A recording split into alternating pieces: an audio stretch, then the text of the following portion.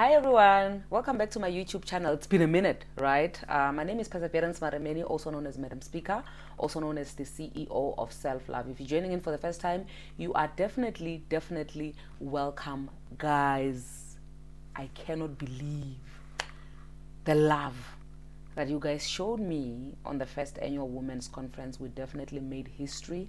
I am still processing everything that happened during the first annual Women's Conference, which took place last weekend. Thank you so much. The turn up was just out of this world. I still cannot believe it, okay? And the content which was taken on the day is still being cooked. We're gonna post everything, all the events that happened on the day. We're gonna post it right here on YouTube, so please be on the lookout for that. Hopefully in the next few days it will be up. But today I wanted to speak about something which is rather very urgent, right? Urgent. Oh, yeah, that. So guys, I want to speak about protecting the girl child, because the girl child is in trouble. Somebody was asking me about how I feel or what is my view or take about the recent case where a 16-year-old was raped in the local township by a man who is 29 years old. Bearing in mind that that 16-year-old was roaming the streets around 10 p.m. Okay, and what I said to that person is that we need to take care of the boy child. We need to listen to the boy child, because the boy child is a danger, okay?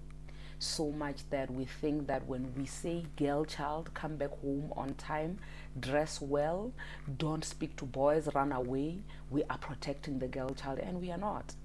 Because these violations, the sexual violations, can actually happen even in our households. And we are so much focused on protecting the girl child from harm, from hurt, that we forget that these girl children are not hurting themselves. Somebody is hurting them, and who is that person and why? You know, because nobody in their right state of mind can just wake up and decide that they just want to violate other people. We are neglecting the boy child so much that we are focusing on shielding the girl child.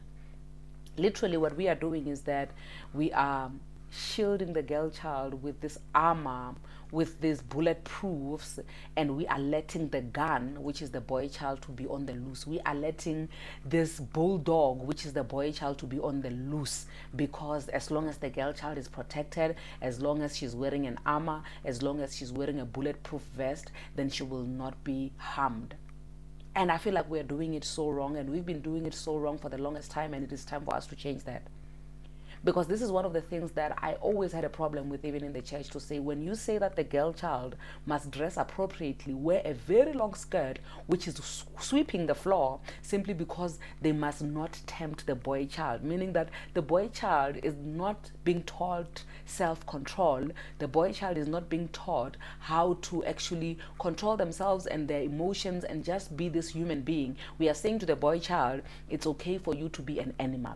As long as the girl child is well dressed, then you don't attack. As long as the girl child is locked indoors, you don't attack. And that is not even helping the status quo. Because these attacks are even happening in households, simply because we are neglecting the boy child. I don't know how many times I've heard from boys telling me that as a woman you must heal. You will not heal from your previous relationships. Excuse me, a relationship has two people. That's a man and a woman, okay? And the pain that happens to a woman in a relationship happens to a man as well. But then, because we are building these walls where we want the boy child to be strong, where we think hurt and pain is only for women, women only need to be healing from these things, and we're neglecting the boy child. When they act out, when they do these things, these animal behaviors that they're showing us right now, we get surprised and we say we need to be praying. Yes, we need to be praying, but at the same time, we need to be fixing the problem from the taproot. And we're not doing that. We are saying the boy child, let him loose. Let him run around like a dog off a leash, and the girl child must be protected. I never understood how, when I was growing up, I had a curfew and my brother didn't, simply because it's not safe for me. As a girl child, I should be able to walk around even at 12 o'clock midnight and still be safe. Safety walking around the streets is not supposed to be for a boy child only. That is not right. Because what we are saying now to these boy children is that it's okay for you to be an animal as long as you attack whatever that you find out there. It's okay for you to be this beast as long as those who are indoors, you leave them alone. And it's not right. Because now it becomes a problem for these people to control that. drawing the boundaries, the lines to say these we can attack and these ones we can't attack. Have we not had enough of these attacks on women? And trust me, I know that a lot of people are going to come and say, well, women are also doing stuff to men. I'm not even disputing that. But when we have all these initiatives, your men are trash, your Black Lives Matter, these things are being brought forward simply because there's a need and there's a gap. Right now, as we speak, this is Women's Month. And we're still having women being raped on a daily basis, and there's a good excuse why a woman is being raped. When a 16-year-old is being raped because she was roaming around the streets at 10 o'clock at night, what was a boy child doing roaming around the streets at 10 o'clock? So does it mean that the streets are only safe for the boy child? Can we get to a point where the streets are safe for everyone? I'm saying today that can we take care of the boy child? Because these things that a boy child is doing is crying out for help. The boy child is acting out because nobody's paying attention to the emotional and psychological well-being of a boy child. All we're focusing on is making sure that we protect the girl child from the boy child, not understanding that wherever we are not looking, that means the boy child will now attack. Whenever we're not looking, that means we're saying, boy child, we give you the right to be an animal. The way we've been doing things for the longest time, the way we were raised, with the way that our parents, our grandparents have been doing things where they treat the girl children different from the boy children because the girl must be protected from being pregnant, the girl must be protected from being raped, the girl must be protected from this and that. We are saying to the boy child that it's okay for you to be an animal. Are we aware that we are raising beasts in our households?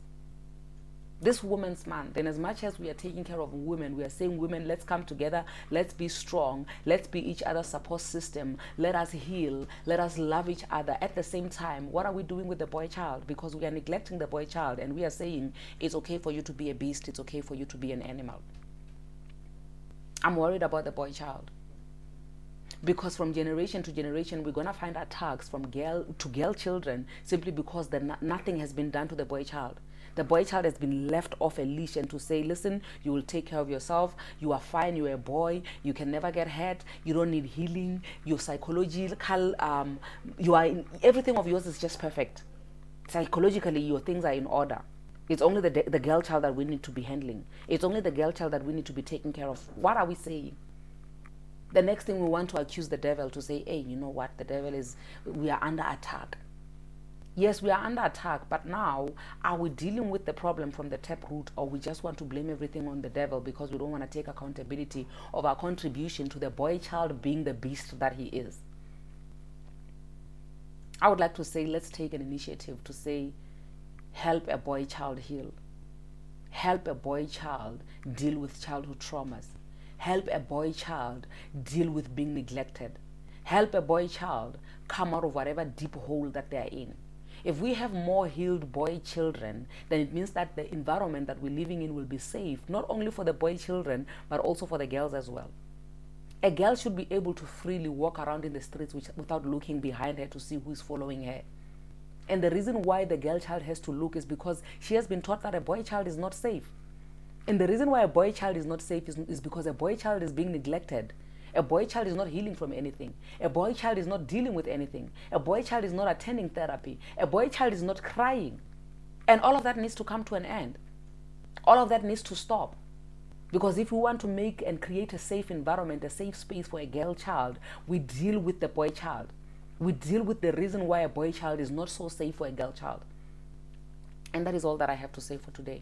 Once again, thank you so much for the love and support that you have showed me towards the first annual Women's Conference. And now we're going to be having a tour around the country, city to city tour, where I'll be launching my book. And now the title of the tour is called, what is it called again? I don't want to lie to you guys. Silence the Fear. Yeah, I was so much in the zone that I almost forgot the title of our tour. It's called Silence the Fear. So I have a poll on Instagram where I'm seeing people in different cities to say, should we start with Johannesburg? Should we start with Polokwane? Should we start with Lephalale? But so far, things are looking pretty bad for Lephalale and good for Johannesburg. But because it's a city-to-city tour, I'm going to make sure that all these cities will be having their own event, their own Silence the Tour luncheon. With that being said, thank you so much for joining in. Until we meet again on the next one. And also, before I forget, we're going to be resuming our what do you call the other one, guys? I'm so lost. I'm still exhausted from the weekend. Please forgive me, you. Forgive me. We're still gonna be continuing with. We're gonna resume our what do you call the other one that we had? What do you call it? The series. Losing in Love. Yeah, Losing in Love.